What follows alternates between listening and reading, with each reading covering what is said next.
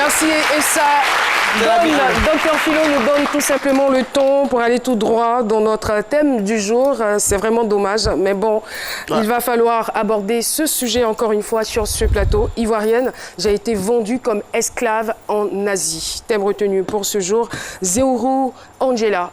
C'est le nom de notre invitée témoin. Dans quelques petits instants, elle sera sur le plateau de ce midi, mais avant, je vous invite à découvrir son portrait. Notre invitée se nomme Zéourou Angela, née à Dribo, dans la région de Guibérois, au centre-ouest de la Côte d'Ivoire. L'école primaire, elle l'a fait à Guessio, à 2 km de Gagnoa. C'est au collège Pythagore de la dite ville qu'elle obtiendra le baccalauréat série G2 en 2016. Une idée germe alors dans la tête de la jeune fille. Réussir un concours administratif et entrer dans la vie active en vue de soutenir sa mère qui élève toute seule ses 5 frères et sœurs. Elle eut des échecs après plusieurs tentatives. C'est ainsi que, comme un ange, apparut dans sa vie son oncle qui lui fit la proposition de l'envoyer en France. Pour elle, c'était la fin de sa souffrance. Enfin, elle a effectivement pris le vol le 21 juin 2018 à 12h30 pour une destination qui l'a conduit aujourd'hui sur le plateau de C'est Midi. La suite de son histoire avec Caroline. Infiniment merci à Nafi pour ce joli texte. Et voilà, Zéourou est donc sur le plateau de C'est Midi. Oh là là, Angela. Merci beaucoup, public. Elle est toute menue. Alors, ils n'ont même pas eu pitié de cette petite forme-là. Vous allez bien? Oui, je vais très bien. En tout cas, on est très heureux de vous recevoir sur le plateau de C'est Midi. Et avec votre permission, nous allons retrouver Docteur Philo. Je ne suis pas sûre qu'Okoët, vous aviez l'occasion de le regarder. Hein. Non. Pas à la télévision, sur YouTube, sur Internet. Ah d'accord. Vous l'aimez beaucoup, c'est ça? Ok, tout le monde l'aime ici. Oh non, attendez là. Je l'aime, je vous ai rien demandé, docteur Phil. Merci beaucoup. Je vous rappelle que nous sommes en compagnie de Zéourou Angela. J'adore votre prénom, Angela. Ivoirienne, j'ai été vendue comme esclave en Asie. Il faut dire que vous êtes titulaire, je le rappelle, d'un bac G1 et faute de moyens, vous n'avez pas donc réussi à poursuivre les études. Vous avez donc passé des concours, malheureusement. Vous avez essuyé des échecs. Alors, que devient donc votre réalité? Après les échecs, on peut vous mettre en jambe, hein. On vous met en jambe, essayez de dire bonjour, parce que là, je comprends, hein. Le feu des projecteurs, les regards, tout ça. Essayez de saluer le public, ça va peut-être vous détendre.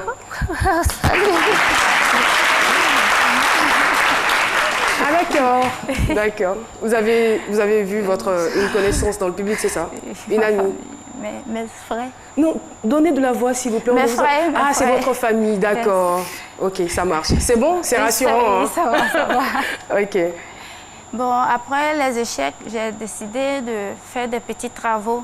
Et j'ai travaillé chez une dame. Bon, quand elle a vu ma situation, elle a dit que ça faisait un peu pitié donc, de retourner et travailler avec ma maman. Et après, j'ai travaillé avec une autre dame qui, elle, je surveillais ses enfants. D'accord. Ses enfants, elle aussi, elle a eu un petit problème au travail et elle m'a demandé d'arrêter. C'est comme ça, ma maman a vu certaines personnes qui travaillaient dans un hôtel et ils m'ont accepté là-bas. Je travaillais là-bas comme extra. J'étais payée à 2500 par jour. Par jour. Demi-journée. C'est ce que je faisais. Et après quelques mois, ma maman est venue me voir pour me dire « Ah, son neveu dit qu'il fait partie des personnes à l'étranger pour aller travailler. Et qu'il a aidé certaines personnes, donc il veut aider la famille. » Bon, ma maman devait partir. Elle a eu un petit souci, elle a perdu son oncle. Et elle m'a dit « Ok, toi, il faut partir. » J'ai dit okay, quand on vous a informé, quelle était votre réaction? Bon, je n'étais pas trop enthousiaste. Bon, la situation, ça fait que j'ai décidé de partir. On a commencé à faire les papiers. On a fait les papiers en moins de 2 mois. Ça, c'était pour la France, hein? Oui, ça, c'est pour la France, la destination de la France. Il m'a dit que tu as quel diplôme? J'ai dit, j'ai le bac G1. Il m'a dit, ah, c'est bien, tu sais accueillir déjà, tu sais communiquer avec des personnes. Ça serait bien. Et si tu vas travailler là-bas, le monsieur cherche ces gens de personnes. OK. En moins de 2 mois, il a fini les papiers et tout. Il m'appelle un 12, il me dit, un 12 juin. Il me dit, ah, que c'est fini, tu pars demain. Demain, au fait, c'est-à-dire, vous n'avez même pas eu le temps de vous préparer, rien, tout ça? Parce qu'il a dit après la fête de Ramadan. Et ça n'a même pas encore...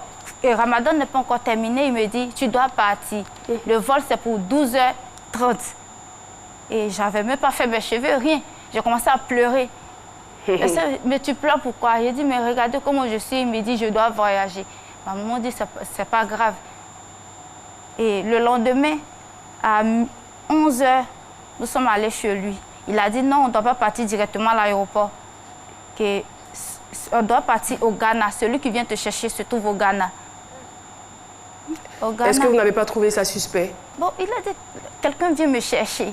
Donc, bon, moi, je n'ai pas trouvé ça suspect.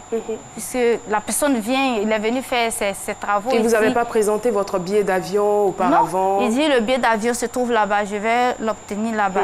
Et c'est comme ça que j'ai pris mon ticket pour le Ghana le 13. Je suis arrivée au Ghana. Il travaille avec une dame qui travaille à l'aéroport du Ghana. Vous allez seule au Ghana, c'est ça? Oui, je suis allée seule. C'est chez la dame que j'ai logé pendant 1 semaine, jusqu'à ce que la fête de Ramadan finisse. Et le monsieur m'a envoyé le billet d'avion. Il a échangé avec la dame, c'est la dame qui recevait tout. Il a envoyé le billet d'avion qu'on devait tirer. Nous avons tiré le 21, le jour du départ. Nous avons tiré ça le matin. Et elle a gardé les papiers et tout. Arrivé à l'aéroport, puisque j'avais de l'argent, j'ai remis à la dame, puisque c'est ce qu'il m'avait dit, de remettre cet argent à la dame, plus de 150 000. Je lui ai remis qu'elle devait échanger pour me donner, puisque je ne connais pas la monnaie du Ghana. Cet argent, me voler. C'était à vous ou c'est lui qui vous avait remis cette somme? C'était à moi. Ah, c'était votre argent, d'accord. Et après, je lui ai remis cet argent. C'était mon laissez-passer au Ghana qu'elle devait payer. Moi, je ne savais pas. Elle a discuté avec des gens là-bas. Et elle a dit que celui qui vient me chercher encore n'est pas venu, que je dois le trouver au Koweït. Il n'a pas fini son business. Donc, si j'arrive là-bas, lui vient me chercher et on continue le voyage. OK. Donc, c'est comme ça que je suis partie. Je suis arrivée au Ghana à 2h. Au Koweït à 2h. Au Koweït à 2h. Et on a fait tous les tralala. Ils ont pris nos passeports, nos billets d'avion, notre visa, puisque je n'avais pas l'original. C'est là-bas qu'ils m'ont remis l'original. Et ils ont tout pris. J'ai dit, mais vous partez où avec mon visa et mon passeport? Il a dit, non, tout le monde donne. Et c'est après, ils vont vous redonner, on doit vous enregistrer. Et ils nous ont mis dans une salle où on prenait des photos, notre empreinte. Et après, il a dit, mon visa, on dit, ils vont remettre ça à celui qui vient te chercher. Donc nous tous, il y avait des Ivoiriens, donc on causait, on riait. Il y avait différentes nationalités, c'est cela? Que des filles ou il y avait des hommes aussi? Il y a des hommes aussi. Il y a des Philippines, des Indiens, des Sri Lanka, des Congolaises, Maliennes, tout. Donc nous étions là, on attendait jusqu'à 6 heures. Et chaque patron venait chercher les filles. Donc, tu viens comme si c'est une marchandise, tu montres la photo de la personne, on te donne son passeport, puis le visa original, et tu prends la fille, vous partez. Et juste là, vous n'étiez pas inquiète? Moi, je voyais les autres. Moi, c'est quelqu'un qui va venir me chercher. Donc, je ne sais pas. Peut-être c'est la même chose pour les autres, donc je ne sais pas. Donc, j'étais là et, bon, je pensais que c'était le monsieur qui est venu me chercher, mais c'était un Indien qui est venu me chercher. Donc, c'était le chauffeur. Et il a présenté ma photo, je me suis reconnue, j'ai dit oui. Et je suis partie avec lui. Nous avons fait 2 heures de route pour aller dans le quartier où je devais travailler. Mais au départ, vous ne saviez pas que c'était pour travailler? Que c'était pour travailler là-bas. Arrivé là-bas, le monsieur, mon patron me récupère, puisque nous sommes arrivés dans la cour. Il a garé et il a appelé le monsieur. Le monsieur est venu me chercher, il lui a remis le papier. Et il m'a dit d'aller me reposer. Et vous parlez dans quelle langue? En anglais. D'accord. Et il a dit d'aller me reposer. Je me suis reposée. 1 heure après, il y avait une Philippine qui était là, qui travaillait comme servante aussi. Elle m'a réveillée, elle a dit, ah, lève-toi, je vais te montrer ce que tu dois faire. Ce que je dois faire, elle dit oui. Que tu es venu pour travailler, tu es venu me remplacer. Automatiquement, j'ai commencé à pleurer. J'ai pleuré, j'ai pleuré. Et elle a dit, il ne faut pas pleurer, tu es déjà là. Je dis que comme c'est un travail de maison, et je suis une femme, je fais ces travaux-là. Là, quelle déduction vous faites à partir de ce qu'elle vous a dit? J'ai vu que mon oncle m'avait menti, qu'il avait menti à mes parents, il a menti à ma maman. Donc, j'ai pensé à ça, j'ai dit, ah, comment mon propre parent peut mentir jusqu'à ce point? Et ça m'a vraiment fait mal. Et j'ai commencé à pleurer. En parlant, la jeune fille a dit, non, ne pleure pas, tu es déjà là. Ce sont des travaux de maison. J'ai dit, travail de maison, oui, je fais ça à la maison. Je pensais que c'était la même chose comme ce que nous on fait ici.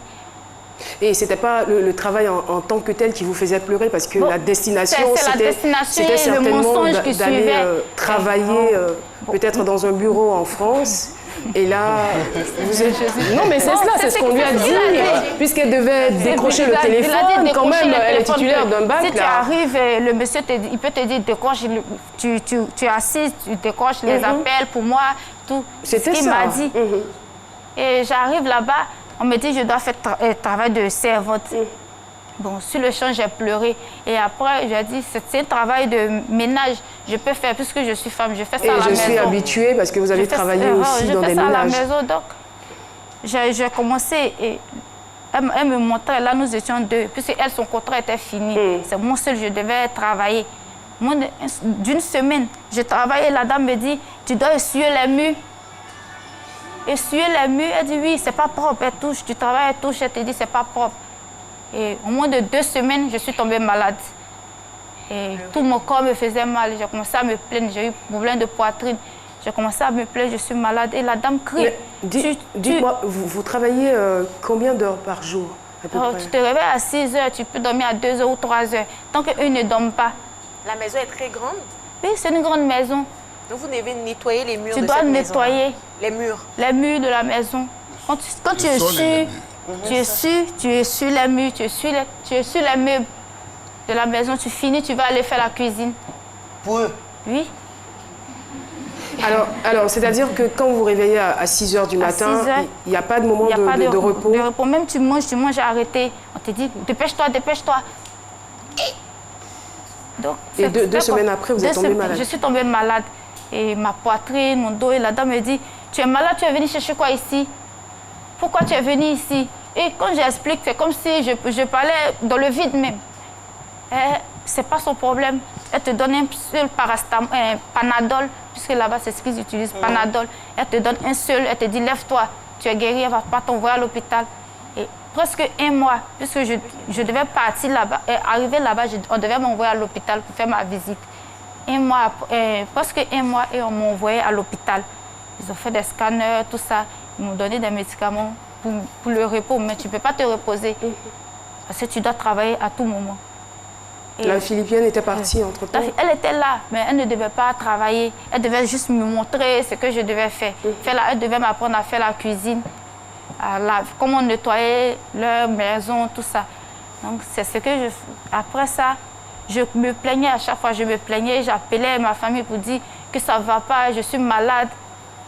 Et quand on contacte mon oncle, il dit non, c'est comme je viens d'arriver, tout ça. Il essayait de blaguer un peu, que quand je serai habituée, ça va aller. Mais la famille savait dans quel pays tu étais? Quand je suis arrivée, je les appelais pour leur dire ça. Et c'est comme ça, je travaillais, et je me plaignais. Mon patron a dit, ok, comme tu te plains trop, tu vas travailler. Tu peux faire quoi? J'ai dit non. Je peux surveiller. Si ce sont des enfants, je peux surveiller. Mais là, c'est mal de connaître. Il m'a donné un enfant attardé mental. Un enfant attardé mental. Se sent pas bien. Tonton voit. Oui. Non, Philo. Non, pour permettre. Non, ça se dit pas. Un attardé mental, il ne parle pas, il ne fait que pleurer. Il ne fait que pleurer. L'enfant peut s'asseoir 2 heures du temps en train de pleurer. Il ne peut pas te dire c'est parce que j'ai faim ou bien c'est parce que tu ne comprends rien. Et à force de pleurer, j'avais mal au cœur. À force d'écouter l'enfant pleurer, à chaque fois, mon oreille, je me plaignais à tout moment. Qu'est-ce que votre maman vous disait, enfin, si vous avez pu avoir contact avec Bon, elle? ma maman, quand je suis Parce que arrivée... votre oncle n'avait pas dit la vérité. Elle n'a pas dit la vérité. Elle, quand je suis arrivée, parce que ma maman, je ne l'ai pas contactée directement parce que je suis chez une deuxième maman qui m'a adoptée.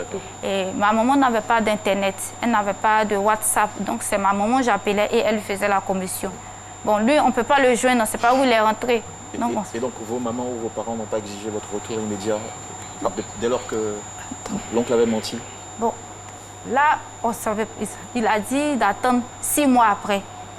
6 mois, que si je fais 6 mois, il peut négocier mon retour avec mon patron. Et 6 mois après, il n'a pas fait. Il m'a menti encore, il m'a dit à ma maman que mon patron demandait 2 personnes pour m'échanger. Et le monsieur n'a pas dit cela. Et j'attendais, en décembre, ça faisait 6 mois. J'attends, mon patron ne me parle pas. Et je l'ai approché, je lui ai demandé, ah, mon oncle m'a dit ceci, il m'a dit cela, mais depuis vous ne me dites rien. Il dit, je ne suis plus en contact avec ton oncle.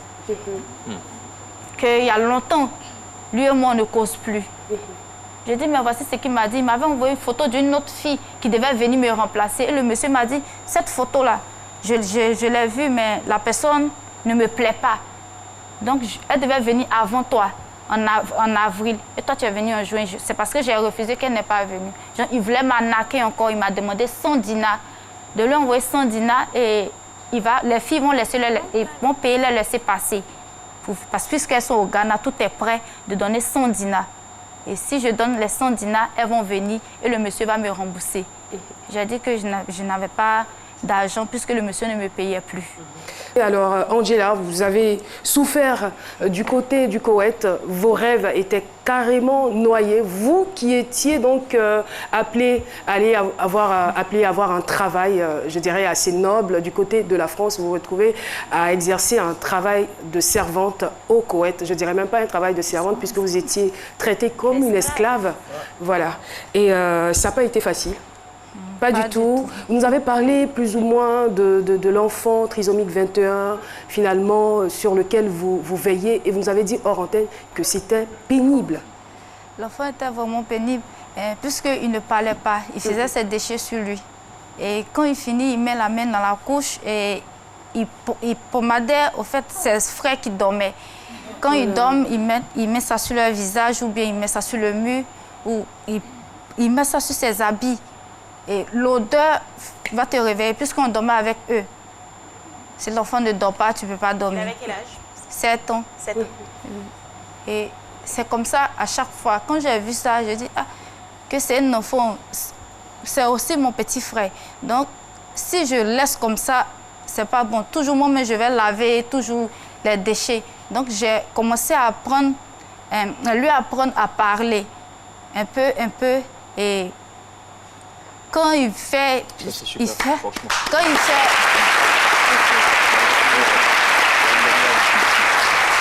Et j'ai commencé à l'apprendre à parler un peu. Parce que quand il fait les déchets, je lui dis... je ne sais pas si je peux parler l'arabe. Allez-y. Je lui dis en arabe, « Gouli sowi kika ». Il faut dire « je fais caca ». Excusez-nous, hein. Pensez qu'ils sont à table. Hein. Dis-lui, je fais caca.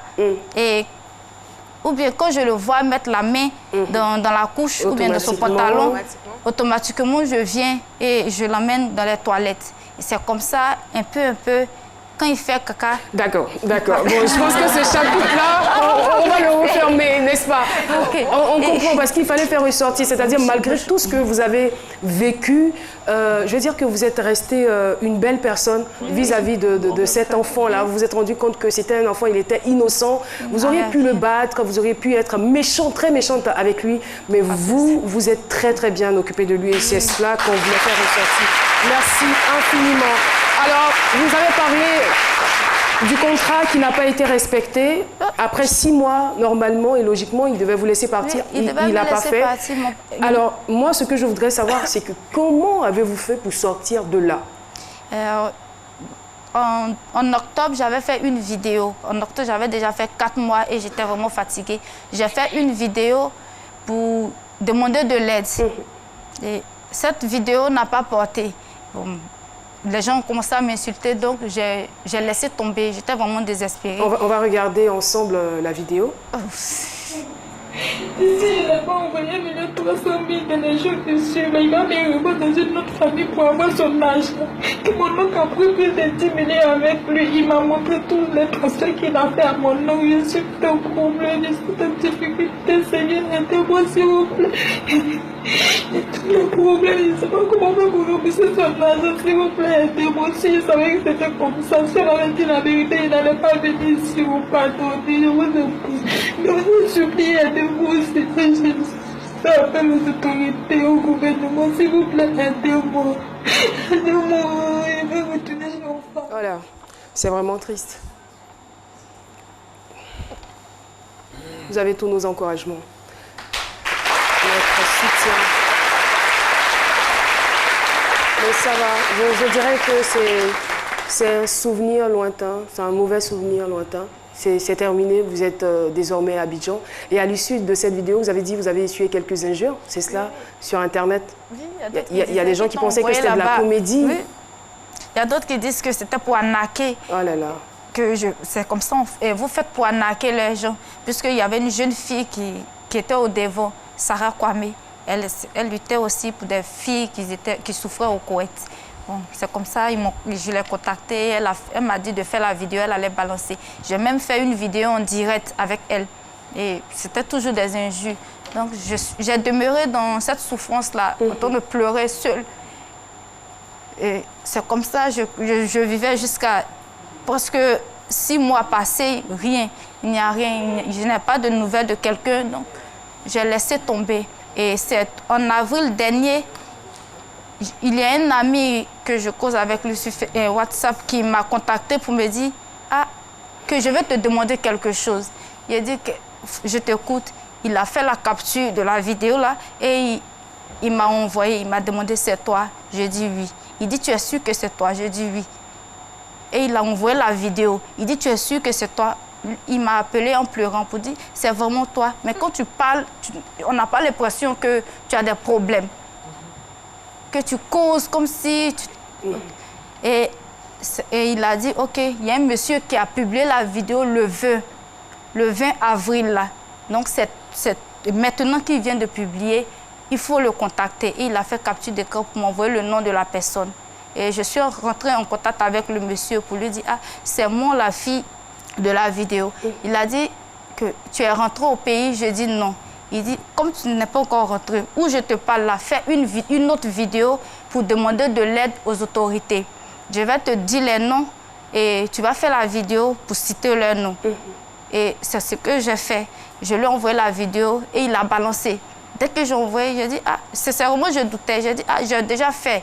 Il n'y a pas eu de suite. Il dit, tu pries? J'ai dit oui. Il dit, si tu pries, Dieu va exaucer tes prières.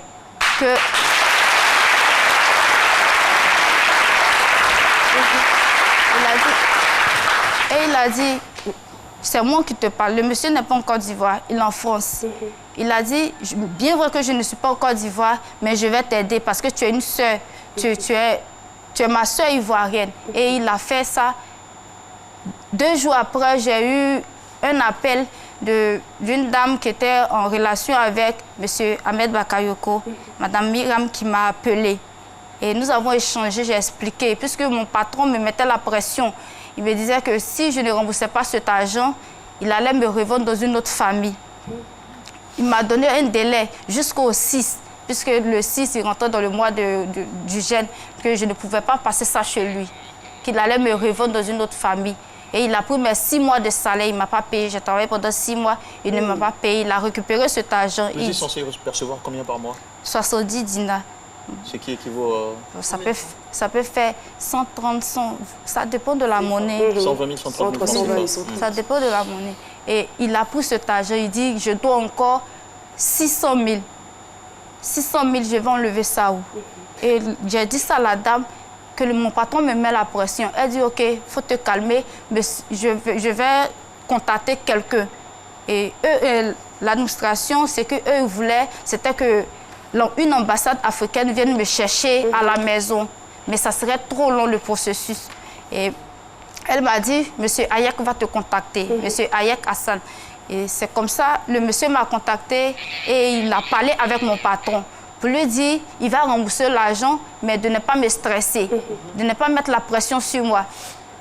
Et le monsieur mettait toujours la pression. Chaque 2 jours, il vient, il me rappelle que je vais te vendre dans une autre famille si on ne m'envoie pas mon argent. Donc, vous aviez beaucoup de pression. J'avais beaucoup de pression. D'aller dans le détail. Mais qu'est-ce qui va se passer entre lui, Hassan Hayek et vous? Monsieur Hayek rentré en contact avec lui et ils ont échangé en arabe. Je ne sais pas ce qu'ils se sont dit, mais le monsieur m'a fait écouter. Bon, il parlait de Dieu, il parlait de l'argent. Et le monsieur a dit à monsieur Hayek que ce n'est pas lui qui devait payer mon billet, que c'est M. Hayek qui devait payer le billet. Et ça compliquait encore, puisque lui, on l'a contacté pour une somme de 600 000. Et on parle d'un billet d'avion de 500 000 encore, donc ça fait 1 100 000. Donc, M. Hayek est rentré en contact avec lui et il doutait. Et moi, j'ai intervenu pour parler au patron pour dire on a eu les 600 000, mais il n'y a pas l'argent du billet d'avion. Donc, si vous voulez, vous prenez les 600 000 ou vous patientez, ils vont trouver l'argent du billet d'avion. Donc, finalement, ils vont trouver un terrain d'entente. Oui. Hein? Hassan Hayek va... moi, j'ai trouvé un terrain d'entente, puisque moi, je voulais rentrer chez moi, je ne voulais pas être vendu. Et mon patron a dit, il a dit, OK, puisqu'il ne perdait rien, il a dit, OK, donne et envoyez cet argent. Et c'est comme ça, M. Hayek a envoyé il a envoyé 700 000. Et 2 jours après, le monsieur m'a fait venir. Je n'entends personne applaudir pour Hassan Hayek. Franchement, moi, je trouve formidable tout ce qu'il fait. Très, très rapidement, je ne sais pas si c'est pour une question, ça sera compliqué parce que là, on est obligé... Allez-y. C'est pas une question. Il y a quelque chose que je ne comprends pas. Je voudrais parler à ces jeunes gens-là, puis à ceux qui nous regardent à la maison. Avec tous ces témoignages-là, on trouve encore des gens qui veulent aller à l'aventure. On trouve encore des gens qui se font berner. C'est ce que, en tant que parent, je ne comprends pas. Parce que moi-même, dans mon entourage, il y a des gens, des enfants qui viennent me dire, moi, je vais tenter ma chance. Je vais tenter ma chance. Mais voilà, j'ai trouvé quelqu'un dessus qui va me dire, c'est son oncle qui l'a mise dans ce pétrin. C'est tout ce que je voulais dire. Merci. Merci beaucoup. Et voilà, on a donc les images de son retour. Voilà, Angela est de retour à Abidjan. Voici son grand sourire. Hassan Hayek aussi sur la vidéo. Vraiment, grand merci à tous ces philanthropes de la Côte d'Ivoire, à tous ceux qui se battent pour le bien-être des citoyens. En tout cas, merci beaucoup. Merci infiniment. Sur ce, nous sommes obligés de recevoir maintenant Paterna Assemian. Non, pas Paterna Assemian, Paulus. Paulus Agaton, merci de l'applaudir. Vos réactions nous intéressent avec Ce sont les 2 recrues de cette édition.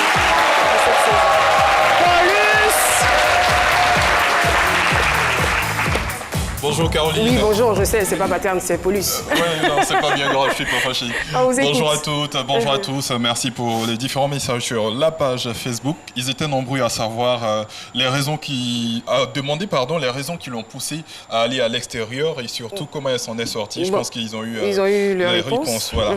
On a Ismaël Kouadio qui dit maintenant que vous avez pu vous en sortir de cette situation, qu'est-ce que vous retenez et quels sont vos prochains challenges ici en Côte d'Ivoire? C'est que l'aventure n'est pas facile. Vraiment, c'est pas facile.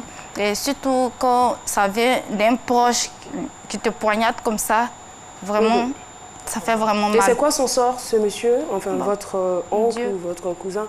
J'ai laissé. Vous avez laissé tomber, vous avez pardonné. D'accord, c'est très bien. Et ensuite, Emeka Glo, vainqueur. Il dit, à votre arrivée à Abidjan, est-ce que vous avez tenté d'établir encore le contact avec votre ex-employé? Non. Bon, j'ai appelé pour dire que je suis arrivée, mais échanger avec lui encore, non. D'accord. Je vais terminer avec le message de Christelle Kouadio. Elle dit, avec votre témoignage, on ne comprend qu'une chose, comme le dit l'adage, on est mieux que chez soi. En tout cas, beaucoup de courage à vous pour la suite. Et donc, Caroline, on se dit à demain. À demain, à la même heure. Toujours pour vos réactions nous intéressent. Merci beaucoup, Paulus Agaton. En tout cas, merci infiniment et nous profitons donc pour lire ce message. La Direction générale des Ivoiriens de l'extérieur avec à sa tête M. Isiaka Konaté est l'un des organes étatiques chargés de venir en aide à la diaspora ivoirienne en difficulté. Cet organe émane des ministères de l'intégration africaine et des Ivoiriens de l'extérieur. N'hésitez pas à les contacter. Je crois que les contacts s'affichent au bas de l'écran. On a terminé. Mot de fin, certainement, à l'endroit de tous ces jeunes qui rêvent d'aller à l'aventure. Ce que je peux dire à mes frères et sœurs, c'est que la Côte d'Ivoire est mieux. C'est sérieusement mieux. La Côte d'Ivoire est mieux. Parce que quand tu vas là-bas, il n'y a pas papa, il n'y a pas maman. Il n'y a pas de frères et sœurs. Tu es obligé de survivre. Et ce n'est pas facile. Donc, je vous en supplie. C'est mieux de rester chez vous. Merci beaucoup, Angela. Voilà, c'est vrai que c'est bien de voyager, c'est bien d'avoir des rêves, mais rester lucide pour ne pas tomber dans des pièges comme celui dans lequel est tombée Angela. Merci infiniment, on vous souhaite plein succès. Voilà, pour la suite. Vous êtes une fille intelligente et je suis sûre que les choses vont se faire d'elles-mêmes. Merci beaucoup.